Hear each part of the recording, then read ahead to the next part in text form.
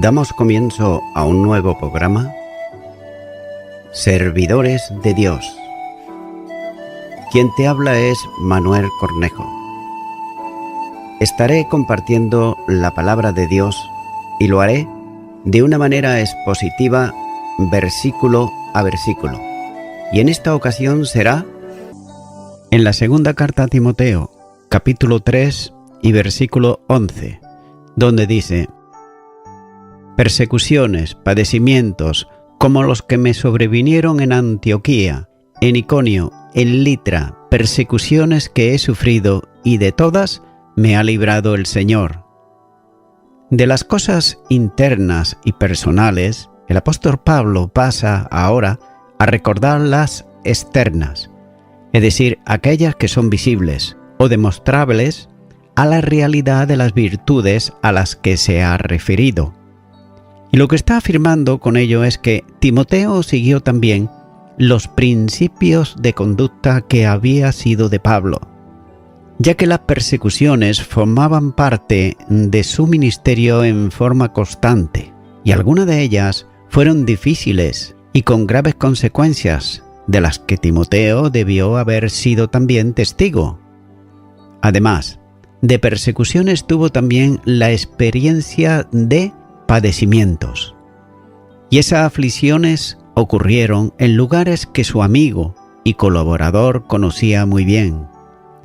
Así, los de Liaconía, región de donde era Timoteo, como señala Hechos de los Apóstoles capítulo 14 y versículo 6, donde dice: habiendo sabido, huyeron a Litra y Derbe, ciudades de Licaonía, y a toda la región circunvecinas, recordándole también los padecimientos ocurridos en Antioquía de Pisidia, donde los judíos levantaron contra Pablo a mujeres distinguidas y a los ciudadanos más influyentes, expulsándolos de los límites de la ciudad. Note lo que dice en Hechos de los Apóstoles capítulo 13 y versículo 50. Pero los judíos instigaron a mujeres piadosas y distinguidas y a los principales de la ciudad, y levantaron persecución contra Pablo y Bernabé, y los expulsaron de sus límites. Del mismo modo, hace también referencia a Iconio, lugar donde también hubo incidentes violentos, donde fueron apedreados por la turba y tuvieron que huir de aquel lugar. Hechos de los Apóstoles, capítulo 14 y los versículos 2 al 6 nos dice: mas los judíos que no creían excitaron y corrompieron los ánimos de los gentiles contra los hermanos. Por tanto, se detuvieron allí mucho tiempo, hablando con denuedo, confiados en el Señor, el cual daba testimonio a la palabra de su gracia, concediendo que se hiciesen por la mano de ellos señales y prodigios. Y la gente de la ciudad estaba dividida, unos estaban con los judíos y otros con los apóstoles. Pero cuando los judíos y los gentiles, juntamente con sus gobernantes, se lanzaron a enfrentarlos y apedrearlos, habiéndolo sabido, huyeron a Litra y Derbe, ciudades de Licaonía, y a toda la región circunvecinas.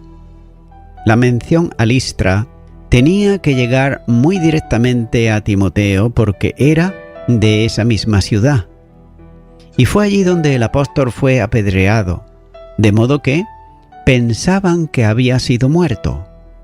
El tumulto comenzó por la intervención del sacerdote de Júpiter, que había querido ofrecerle sacrificio por la curación del lisiado, aunque realmente la violencia vino por aquellos que procuraban la muerte de Pablo, que eran los judíos.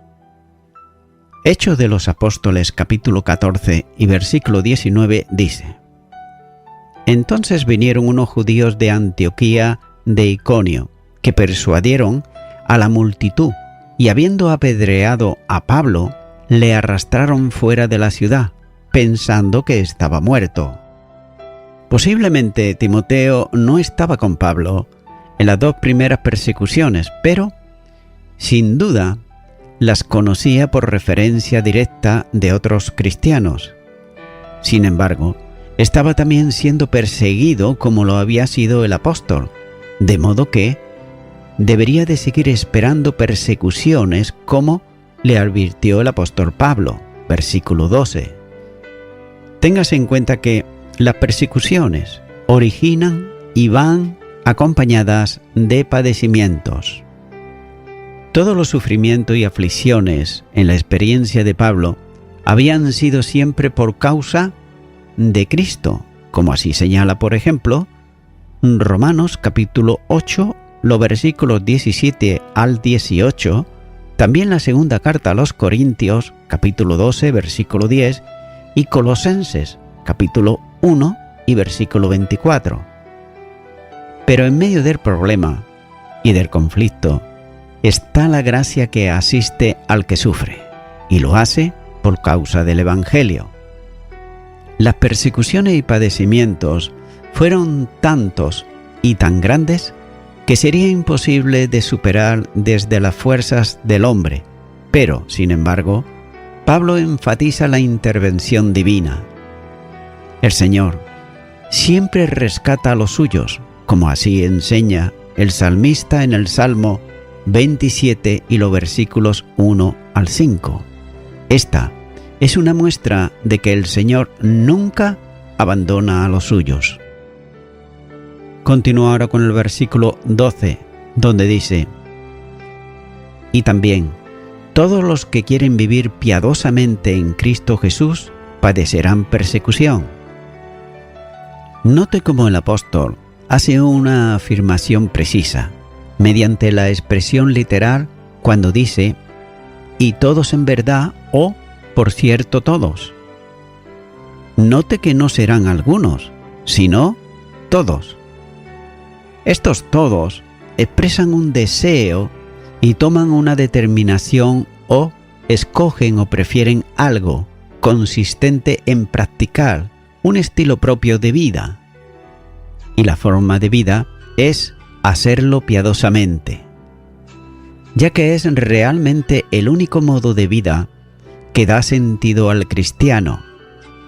Y vivir piadosamente es hacerlo en atención a las demandas de la piedad, que son las directrices espirituales que Dios ha establecido para cada creyente. Es vivir a Cristo, reproduciendo su vida en cada uno por medio de la acción del Espíritu Santo de Dios. Y note que tal manera de vida corresponde al propósito eterno de Dios para el creyente, que sea conformado a la imagen de su Hijo. Romanos, capítulo 8 y versículo 29 dice: porque a los que antes conoció también los predestinó, para que fuesen hechos conforme a la imagen de su Hijo, para que Él sea el primogénito entre muchos hermanos. Así pues, vivir piadosamente es estar verdaderamente vivo y además orientado hacia Dios, y cumpliendo también sus propósitos.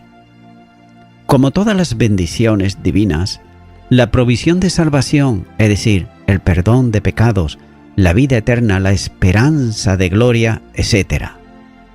Así también, la vida piadosa solo puede llevarse a cabo en Cristo Jesús, ya que vida en Cristo expresa posición y comunión vital con Él. Y note que no es una vida de religión, en donde no hay conflictos, es una vida en la que estos se producen. La vida de comunión es un intenso y vital vivir en Cristo, y el mismo apóstol así lo expresaba en Filipenses, capítulo 1 y versículo 21, donde dice: porque para mí el vivir es Cristo y el morir es ganancia. Estos que viven de este modo padecerán persecución. Note que el verbo expresa la idea de perseguir. Y la persecución o aflicción por causa de la piedad es una verdad enseñada ampliamente en las Escrituras, como así, por ejemplo, nos lo muestra en Mateo, capítulo 5, versículo 10 al 12, También Juan, capítulo 15, los versículos 17 al 20, y la primera carta a los Tesalonicenses, capítulo 3 y versículo 4. Por tanto, aquel cristiano que ajuste su vida a la piedad será perseguido como Cristo mismo lo fue. Y nótese que esta vida es en Cristo Jesús, lo que señala la resolución personal de una vida de compromiso con Cristo. Por tanto, será perseguido todo aquel que viva íntimamente a Cristo y con Él. No es una posibilidad, sino algo seguro. Juan, capítulo 15 y los versículos 4 y 5, Gálatas, capítulo 2, versículo 20 y Filipenses, capítulo 3, versículo 10, así nos lo dice. Continúa ahora con el versículo 13, donde dice: Malos hombres y los engañadores irán de mal en peor, engañando y siendo engañados. Los engañadores no irán bien, sino todo lo contrario, irán cada vez peor. Y note que los adjetivos calificativos que usa para referirse a ellos son precisos, ya que por un lado les llama que se refiere a quien tiene la condición de perverso, malo, malvado, maligno e incluso pestilente. Y note que esta es la condición moral de los hombres a quienes se refirió antes. Y además le llama también impostores, seductores, primariamente uno que llora. De ahí pasó a la forma habitual de expresión de los brujos y también de los encantadores, para más tarde tomar la acepción de charlatán, para terminar definiendo al impostor. También anteriormente afirmó que no irían bien en el versículo 9 y ahora enseña que su camino será corto. Aparentemente, los que engañan estaban prosperando en el tiempo de Timoteo, pero es necesario ver todo desde la perspectiva celestial y no desde la terrenal. Y note que los piadosos sufren persecución y son perseguidos, y además viven en estrechez, pero los malos, que aparentemente prosperan, avanzan, pero no hacían lo mejor, sino hacían lo peor, literalmente, del mal en peor. Y de estos afirma el apóstol que reciben en ellos mismos lo que corresponde a su extravío, engañando y siendo engañados. Y note que el objetivo de tales hombres es el de engañar, no ocasionalmente, sino de forma continuada, como se aprecia por el uso del participio del presente, de modo que su propósito es de engañar, extraviar y seducir. Y lo hacen tanto con sus palabras como con sus vidas. Así que la consecuencia no puede ser otra, que ellos mismos sufran el engaño. En el cumplimiento de la determinación divina, enseñada en la llamada ley de la siega y de la siembra, cuando dice en Gálatas capítulo 6 y versículo 7, No os engañéis, Dios no puede ser burlado, pues todo lo que el hombre sembrare, eso también segará. Es decir, de él nadie se mofa, sin recibir las consecuencias de su acto impío. De otro modo, nadie puede burlarse impunemente de Dios, ya que su gracia y misericordia no evita el justo castigo contra la impiedad. Y esto incluye también a todo el que profesa ser cristiano y vive conforme a la carne. Se está burlando en cierto modo de Dios, despreciando su gracia y negándose a la conducción del Espíritu Santo de Dios. Y note que el burlarse de Dios es, como se dice antes, llamarse espiritual, pero negarse a que el Espíritu le controle. Ya que la ley de la siega y la siembra se aplica aquí a la normativa que determina los resultados de la conducta humana. Y es un ejemplo que aparece varias veces en el Nuevo Testamento. Por ejemplo, en Lucas, capítulo 6, versículo 43, en 1 de Corintios, capítulo 9, versículo 11. El Señor usó esta verdad vinculada al modo de reconocer al árbol por el fruto que da. Mateo, capítulo 7, y los versículos 15 al 20. Y el primer ejemplo de esta verdad experimental son las palabras de Elifaz. En el libro de Job, capítulo 4 y versículo 8, dice: Como yo he visto los que harán iniquidad y siembran injuria, la siega. Y de la misma manera afirma también el profeta Oseas. En Oseas, capítulo 8 y versículo 7 dice: Porque sembraron vientos y torbellino segarán. Y también el sabio Salomón dice, en Proverbios capítulo 22 y versículo 8, El que sembrare iniquidad, iniquidad segará. Así pues, el desprecio contra Dios no se manifiesta en violentos pecados, sino en la condición de aquel que se considera suficiente y no depende de él. Entonces, el desprecio se volverá contra el hombre mismo, de modo que recogerá aquello que ha sembrado. Dios no coacciona al hombre dejándolo en libertad para que escoja el terreno y siembre en él lo que le parezca mejor, pero debe saber que recogerá lo que ha sembrado, es decir, lo que quiso escoger.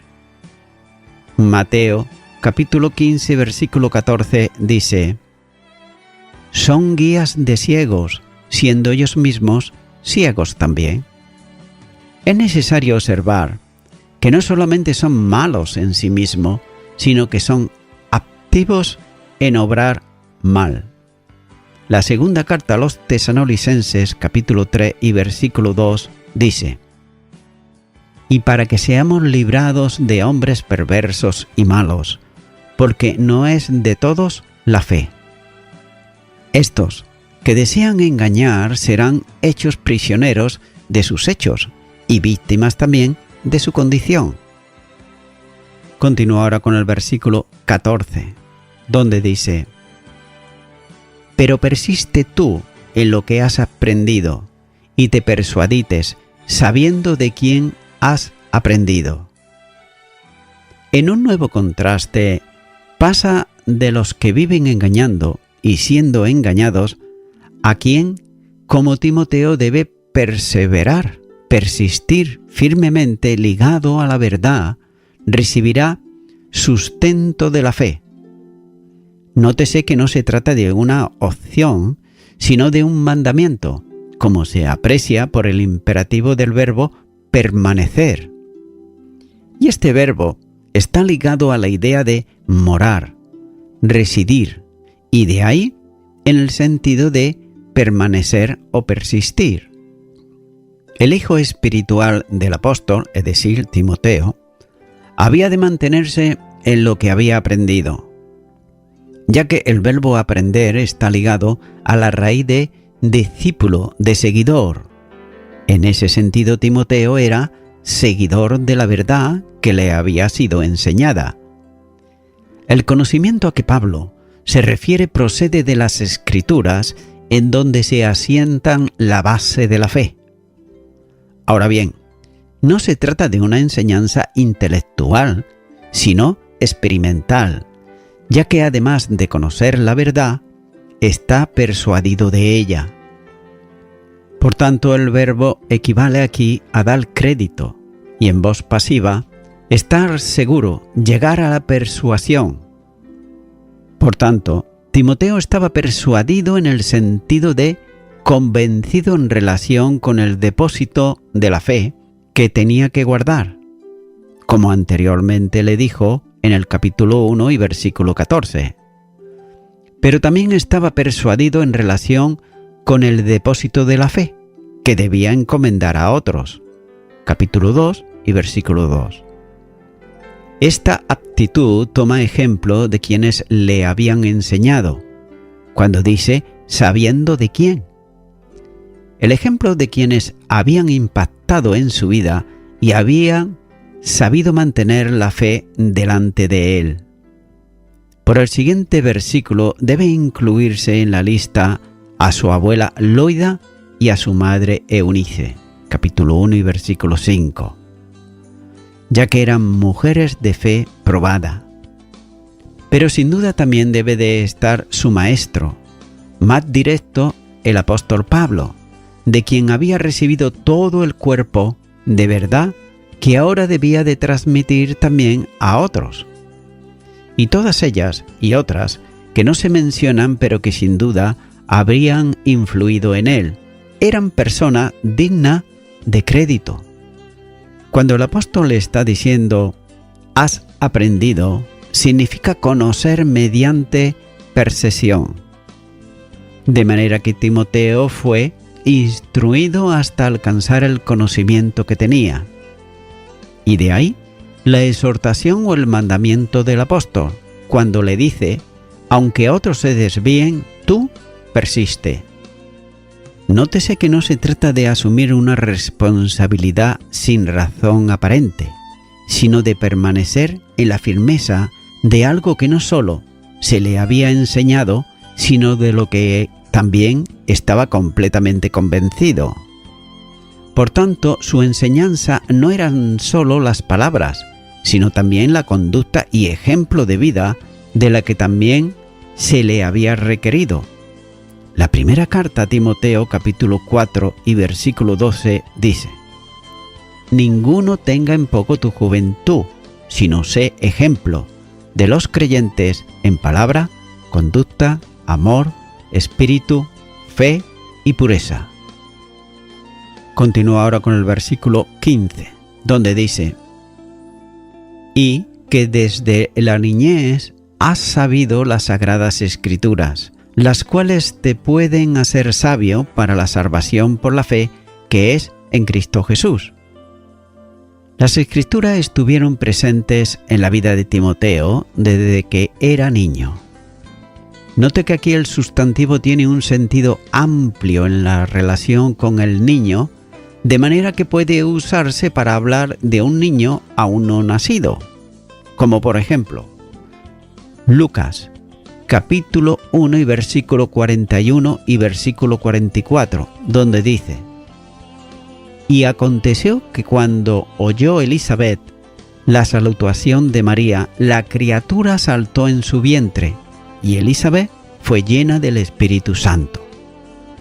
Y el versículo 44 dice: «Porque tan pronto como llegó la voz de tu salutación a mis oídos, la criatura saltó de alegría en mi vientre».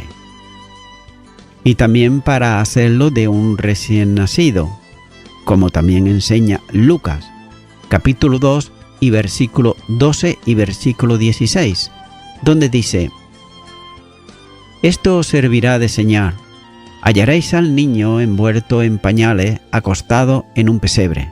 Y el versículo 16: «Vinieron pues presuradamente y hallaron a María y a José y al niño acostado en el pesebre». Y también puede referirse de uno mayor que un recién nacido, pero aún también es pequeño. Lucas, capítulo 18 y versículo 15 dice que traían a él los niños para que le tocase, lo cual, viendo los discípulos, les reprendieron. Por tanto, referido al término niñez, comprende varias edades, todas ellas relativas a un estado infantil o preadolescente, ya que debido a ello es difícil de determinar qué edad estaba aludiendo aquí Pablo, ya que la realidad es que su amigo y colaborador había sido instruido desde pequeño por su madre y su abuela en la palabra de Dios, siendo luego conducido, como todos los niños judíos, a la sinagoga, donde terminaría su instrucción bíblica. Así pues, Pablo dice que Timoteo había sabido, usando para ello el presente de indicativo del verbo saber.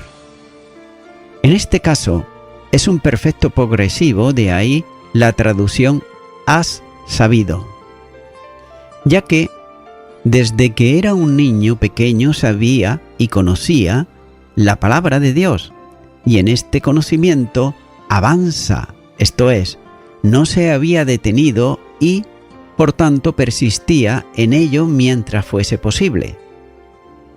Y Timoteo lo que sabía y conocía eran las Sagradas Escrituras. La expresión significa literalmente las sagradas letras, y el sustantivo se usa para referirse a cada rasgo de cada letra o carácter del alfabeto. Sin duda, aquí está referido a la escritura en general. Particularmente incluye las letras de la palabra, esto es, cada una de las letras de la escritura, es decir, la palabra de Dios. La familia. Como se dijo antes, tanto la madre como la abuela llevaron a Timoteo a las escrituras desde que era un niño. Si su padre era griego, en sentido de hebreo nacido en la dispersión, también lo haría, pero sí, como se supone, era griego y no hebreo, el trabajo, por tanto, de llevarlo al conocimiento de la palabra recaería en la mano de su madre y de su abuela, ya que ellas, como buenas hebreas, conocedoras además de la Biblia, sabían que llevar a un niño al conocimiento de la verdad revelada es una necesidad fundamental. Proverbios, capítulo 22 y versículo 6 dice: Instruye al niño en su camino, y aun cuando fuere viejo no se apartará de él. Además, Dios estableció esto como mandamiento para su pueblo.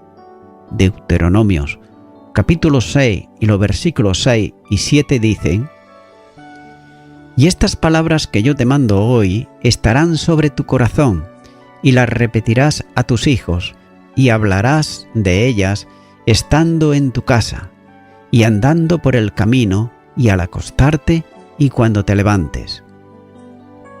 Así pues, cuando Pablo dice que desde la niñez conocía las Sagradas Escrituras, de modo que es muy posible que Timoteo aprendiese a leer o hiciese las prácticas de lectura en porciones de las Escrituras.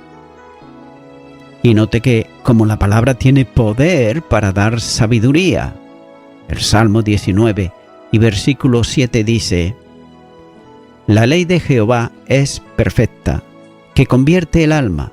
El testimonio de Jehová es fiel, que hace sabio al sencillo. Nótese que aquí la sabiduría está vinculada a la salvación, que indudablemente tiene que ver con la santificación. La Escritura es poderosa para salvar, en el sentido de dar las pautas de santificación para la vida. Sin embargo, no debe de olvidarse que es poderosa en todo el ámbito de la salvación para conducir a la salvación o orientación hacia el Salvador, y luego para mantener la vida de santificación conforme a la voluntad de Dios. Así pues, la gracia sustenta todo el proceso, pero la fe en Cristo determina la relación vivencial para que se produzca conforme al propósito divino, de manera que el cristiano pueda decir: lo que ahora vivo en la carne, lo vivo en la fe del Hijo de Dios. Gálatas, capítulo 2 y versículo 20. Por tanto, es la fe de dependencia donde puede alcanzarse la experiencia progresiva de la santificación, ya que en esa dependencia Dios produce en vosotros así el querer como el hacer, por su buena voluntad. Filipenses capítulo 2 y versículo 13. Si este es el camino, no cabe duda de que sabiendo lo que es bueno y negándose a hacerlo es pecado. En este texto estamos siendo llamados a una mayor dedicación a la lectura y estudio de la palabra de Dios, volviendo a ella y hacerlo sin condiciones. Y voy acabando ya con esto. Estimado y estimada oyente, cuando Dios sacó de Egipto a su pueblo de la esclavitud, seguidamente lo llevó al monte Sinai. ¿Y para qué lo llevó allí? Lo llevó allí precisamente para darle los mandamientos a través de su siervo Moisés. Y lo hizo para que supieran ellos qué es lo que es bueno y qué es lo que es malo. En otras palabras, qué es lo que es pecado y qué no es. O si se prefiere, cuál es la voluntad de Dios y cuál no es la voluntad de Dios. Por tanto, amigo y amiga oyente, yo te animo ahora a que tú puedas aceptar a Cristo en tu corazón como tu único y suficiente Salvador, para que de esta manera su Espíritu te guíe a toda la verdad, y para ello yo te animo que tú puedas orar conmigo una oración de fe y repitas ahí a donde está y digas conmigo: Señor Jesús, creo que tú eres el Salvador del mundo. Creo que tú dites tu vida en la cruz del Calvario por mis pecados y por mis delitos. Creo que tú resucitates de entre los muertos. En este momento, yo te pido perdón por todos mis pecados y me arrepiento de ellos, y te recibo a ti, Jesucristo, como mi único y suficiente Salvador. En el nombre de Jesús. Amén.